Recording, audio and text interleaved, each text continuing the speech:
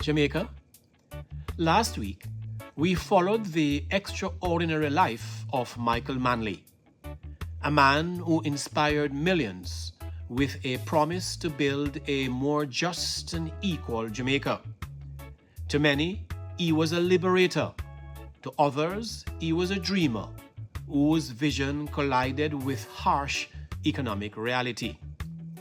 By the end of his first administration, Jamaica found itself facing soaring inflation, shortages of basic goods, mounting debt, political violence, and one of the largest migrations of skilled professionals in our history. For many Jamaicans, hope had given way to uncertainty. The question on everyone's mind was simple: who could fix Jamaica? The answer came on October 30, 1980. The Jamaican people turned to a man who could not have been more different from Michael Manley. Where Manley inspired with emotion, this man inspired with discipline. Where Manley spoke of social transformation, this man spoke of economic reconstruction. Where Manley carried a symbolic rod, this man carried budgets, balance sheets, and blueprints. His supporters call him the Deliverer, believing he had rescued Jamaica from economic collapse. His critics, they called him Blinds, accusing him of deepening political divisions that would haunt the country for a long time. Yet, whether you admire him or criticize him, one fact is difficult to deny. Few leaders have left a larger institutional footprint on modern Jamaica than Edward Philip George Seaga. Nothing can happen to us now that don't happen already. Nothing can dissuade us now from the purpose to which we have set ourselves. The issues are already clear before us. Welcome back to In the Shadow of the Chief, our 9-part series exploring the lives, leadership, triumphs, and failures of every Jamaican Prime Minister. Today, we examine one of the most brilliant, controversial, and consequential political figures in our nation's history. Unlike most of the men who came before him, Seaga did not rise through the traditional legal profession. He was neither a barrister nor a trade union giant.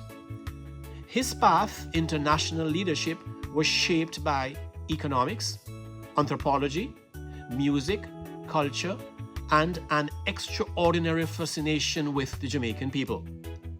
Born on May 28, 1930 in Boston, Massachusetts, to Jamaican parents of Lebanese and Scottish heritage, Edward Seaga spent much of his childhood in Kingston after his family returned home. He attended Woolmer's Boys' School before graduating from Harvard University with a degree in the social sciences. Many assumed that his American birth somehow made him less Jamaican. Nothing could have been further from the truth. If anything, Seaga immersed himself in Jamaican life more deeply than most of his contemporaries. He walked the lanes of West Kingston, studied the customs of revivalism and Kumina, documented the music of ordinary Jamaicans, and helped preserve cultural traditions that many among Jamaica's political elite had overlooked. Long before reggae conquered the world, Seaga recognized the extraordinary talent growing in Jamaica's streets and yards. Sir Alexander Bustamante recognized something equally extraordinary in the young scholar. He saw discipline, he saw intelligence, he saw organizational brilliance. And at just 29 years old, Bustamante appointed Seaga to the Senate, making him one of the youngest parliamentarians in the Caribbean. It would prove to be one of the most consequential political appointments in Jamaica's history. As Minister of Development and Welfare during the early 1960s, Seaga played a pivotal role in developing Kingston's waterfront and modernizing sections of downtown. He also became instrumental in promoting Jamaica's emerging recording industry, helping create an environment in which artists and producers could flourish. Even before becoming Prime Minister, his fingerprints were already appearing across modern Jamaica. Yet, culture and public service were only preparing him for the arena in which he would ultimately leave his greatest mark: politics. In 1962, the year Jamaica gained independence, Edward Seaga won the parliamentary seat for West Kingston, a constituency he would represent continuously for more than 4 decades. It was one of the toughest political battlegrounds in the country. Over time, it became both the source of his greatest political strength and one of the greatest controversies of his career.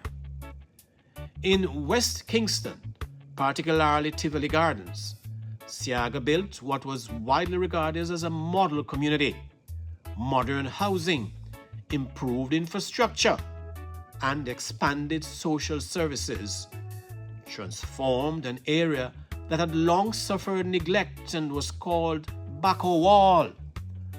But Tivoli also became something else. It evolved into what many regarded as one of Jamaica's modern political garrison. Loyalty to Edward Seaga and the Jamaica Labour Party became almost absolute, fiercely defended, and deeply intertwined with the politics of the community. For supporters, Tivoli Gardens stood as proof that Seaga delivered tangible results. For critics, it represented the dangerous fusion of politics, patronage, and community control that would shape Jamaica's elections for decades. By late 1980, Jamaica was a nation on edge. The economy was struggling. Political violence had become a daily reality in many communities. The ideological battle between the People's National Party and the Jamaica Labour Party had intensified into one of the most polarized periods in the country's history. Edward Seaga repeatedly argued that Michael Manley's government had lost the confidence of the Jamaican people and should return to the electorate for a fresh mandate. Manley, facing mounting criticism over the country's worsening economic crisis, he stood before a massive gathering in Sam Sharp Square in Montego Bay to defend his government's record. Looking out across the sea of supporters, he confidently declared, 50,000 strong cannot be wrong. The phrase electrified the crowd. A short time later, Manley dissolved Parliament and called a snap general election for October 30, 1980. With that, the campaign officially began. What followed was one of the most intense and bitter election campaigns Jamaica has ever witnessed. Across the island, political meetings drew enormous crowds. Convoys stretched for miles. Loudspeakers blasted campaign songs from dawn until long after sunset. Every speech, every newspaper headline, and every radio broadcast reminded Jamaicans that this election was about far more than choosing another government. Many believed that they were choosing Jamaica's future direction. Would the country continue along Michael Manley's path of democratic socialism, expanding the role of the state while pursuing greater social equality? Or would it embrace Edward Seaga's vision of market-driven growth, stronger ties with the United States, foreign investment, and private enterprise? When polling day arrived on October 30, Jamaicans voted in extraordinary numbers. The verdict was unmistakable. Edward Seaga and the Jamaica Labour Party won 51 of the 60 seats in Parliament. The People's National Party secured just 9. For Edward Seaga, it was an overwhelming mandate. And for the thousands who had gathered in Sam Sharp Square, believing that 50,000 strong could not be wrong, the election served as one of democracy's enduring reminders. The size of a rally does not always predict the verdict of a nation. The next 9 years would become the defining chapter of Edward Seaga's political life, and one of the most consequential periods in modern Jamaican history. Seaga inherited a country burdened by economic instability, depleted foreign reserves, chronic shortages, and shaken international confidence. To him, Jamaica's recovery required more than temporary relief. It demanded a complete restructuring of the economy. His administration embraced sweeping economic reforms. Markets were liberalized, restrictions on trade were eased, and Jamaica sought to restore its credibility with international lenders. Relations with the United States were strengthened, and the country renewed its engagement with the International Monetary Fund, the IMF, and the World Bank. Seaga believed that private enterprise, foreign investment, and fiscal discipline would provide the foundation for long-term growth. It was a philosophy that stood in sharp contrast to the democratic socialist policies of the previous administration. Gradually, signs of recovery began to emerge. Inflation, which had reached crisis levels during the late 1970s, eventually declined. The shortages that had become part of everyday Jamaican life largely disappeared. Investor confidence slowly returned. Tourism expanded. Infrastructure projects resumed, and sectors of the economy began to stabilize. The government decided to run commercials inviting people to come back to Jamaica. Here is an example of the advertisements that were run back then, inviting visitors back to the island.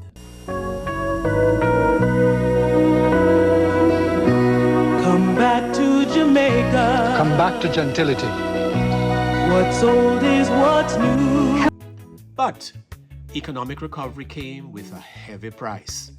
The IMF's structural adjustment programs required painful sacrifices. The Jamaican dollar was repeatedly devalued. Interest rates climbed. Government spending was reduced. Public sector employment contracted. Subsidies were cut.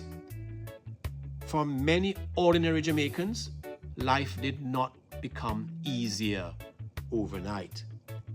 While the country's financial indicators improved, countless families continued to struggle with unemployment, rising costs, and declining purchasing power. To his supporters, Edward Seaga had rescued Jamaica from economic collapse. To his critics, he had balanced the nation's books while leaving too many of its citizens behind. Yet, even those who questioned his economic policies often acknowledged another side of Edward Seaga's legacy. During his years in public life, Seaga established or expanded many of Jamaica's most important national institutions. The Urban Development Corporation, UDC, transformed the planning and redevelopment of Kingston's waterfront and other urban centers. The National Housing Trust created an entirely new framework for helping working Jamaicans own their homes. The Jamaica Mortgage Bank expanded access to housing finance. The Heart Trust, now Heart NSTA, revolutionized technical and vocational education, equipping generations of Jamaicans with practical skills for the modern workforce. But perhaps Edward Seaga's greatest achievement was not simply the policies he implemented or the elections he won. It was the permanence of the institutions he built. Governments come and go. Political parties change places. Policies are revised, but many of the institutions established or expanded during Seaga's years in public life remained. The National Housing Trust, originated by the Manley government, for example, continued helping Jamaicans realize the dream of home ownership. The Urban Development Corporation continues reshaping communities and driving major development projects. The Heart Trust continue equipping hundreds of thousands of young Jamaicans with the skills needed to compete in an evolving economy. The Jamaica Mortgage Bank remained an important pillar of housing finance.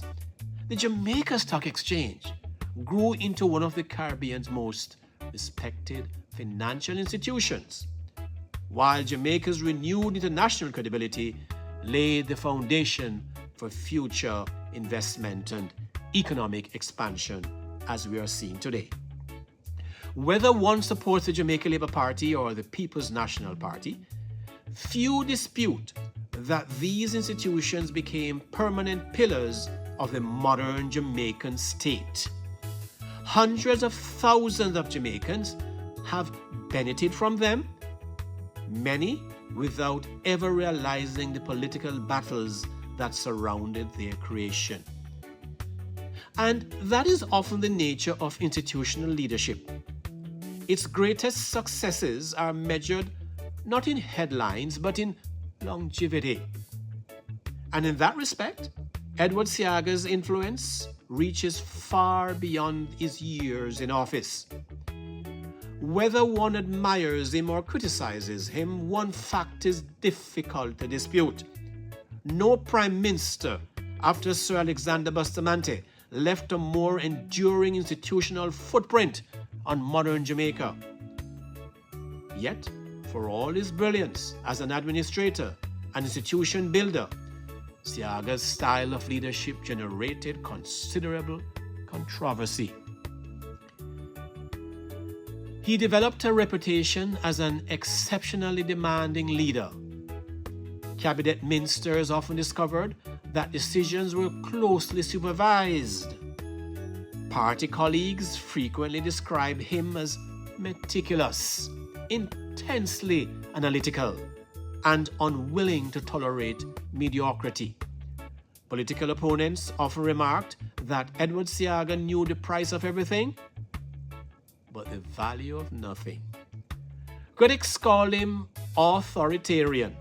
Whether fair or not, the criticism reflected a broader concern that economic efficiency sometimes came at the expense of compassion. But supporters admired his discipline. By 1983, Edward Seaga's government had stabilized many aspects of Jamaica's economy. But the political climate remained deeply polarized. On October 25, 1983, the United States, supported by several Caribbean nations, including Jamaica, under Edward Seaga, launched the invasion of Grenada, following the overthrow and execution of Prime Minister Maurice Bishop. The intervention sharply intensified Jamaica's already bitter political divisions. Michael Manley and the People's National Party strongly condemned Jamaica's involvement, accusing Seaga's government of compromising the country's sovereignty and aligning too closely with the United States. The PNP argued that the government no longer had a moral mandate to govern and called for its resignation. Seaga responded by taking the issue directly to the Jamaican people. Confident that the public supported both his government's handling of the Grenada crisis and its broader economic direction, he advised the Governor General to dissolve Parliament and call a snap general election nearly 2 years ahead of schedule. The PNP refused to participate, purporting that long-standing concerns about the voters' list and the absence of voter identification cards had not been addressed. They boycotted the election and handed the Jamaica Labour Party all 60 seats in Parliament, creating the only uncontested general election in modern Jamaica's history and leaving Seaga to govern without an elected parliamentary opposition for the next 5 years. Seaga took the unusual step of appointing several respected independent senators to the Senate. Although they did not constitute an official opposition, these independent voices were intended to provide critical oversight, challenge government legislation, and preserve the spirit of parliamentary democracy during an unprecedented constitutional situation. The move was praised by some as a responsible effort to maintain democratic accountability in extraordinary circumstances. Critics argued that appointed independents could never fully replace the legitimacy and mandate of an elected opposition. Even so, Seaga's decision remains one of the most distinctive constitutional responses in Jamaica's political history. Democracy was alive and well, reflecting both the opportunities and the limitations of governing after the island's only uncontested general election. But it is said that history rarely stands still. In 1989, the Jamaican people had once again placed their confidence in Michael Manley, and he walked back into Jamaica House. But the man who walked back into Jamaica House was not the same leader who had walked out 9 years earlier. The fiery democratic socialist of the 1970s had become a far more pragmatic statesman. Years in opposition had given him time to reflect. The collapse of the Cold War was reshaping international politics. Global markets were changing. Economic realities had become impossible to ignore. Confronted by those realities, Manley gradually embraced many of the market-oriented policies he had once fairly opposed. It was one of the most remarkable political transformations in Jamaica's modern history. For supporters, it demonstrated maturity. For critics, it amounted to an admission that Edward Seaga's economic direction had ultimately prevailed. Whichever interpretation one accepts, one thing is certain. The Michael Manley of 1989 was a very different leader from the Michael Manley of 1972. But time was catching up with him. After leading the People's National Party for more than 2 decades, and with his health steadily declining, Manley recognized that a new generation would have to carry the movement forward. In 1992, he stepped aside as president of the People's National Party and as prime minister, handing the reins to his longtime deputy, Percival James Patterson. The transition, however, was not entirely seamless. Behind the public displays of unity lay competing ambitions, difficult decisions, and internal tensions that tested the party as it prepared for a new era. Yet, the baton had been passed, a new chapter in Jamaica's political history was about to begin. And that is where our story continues. Join me next week as we turn our attention to the man who would go on to define Jamaica's politics for the next 14 years. Up next is Percival James P.J. Patterson, admired for his intellect, respected for his political skill, and affectionately known by many as the Fresh Prince. Patterson would become Jamaica's longest-serving Prime Minister up to now. Yet, like every leader in this series so far, his legacy remains a subject of debate. His years in office brought major infrastructure projects, economic reforms, and political stability, but they also coincided with sluggish economic growth, persistent debt, widening social inequality, and the explosive financial sector collapse of the mid-90s that would eventually culminate in the FINSA crisis, leaving thousands of Jamaicans financially devastated. Was P.J. Patterson the architect of modern Jamaica, or did his administration miss opportunities that continue to shape the country's challenges today?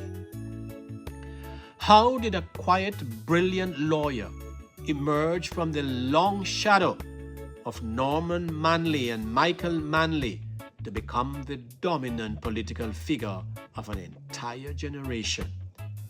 That is the story we'll explore next. Until then, walk good. See you next time. One Jamaica, one vision, under God. Here we call. One people, one nation. Standing tall. Under God. Strong and free. Jamaica. The land we love.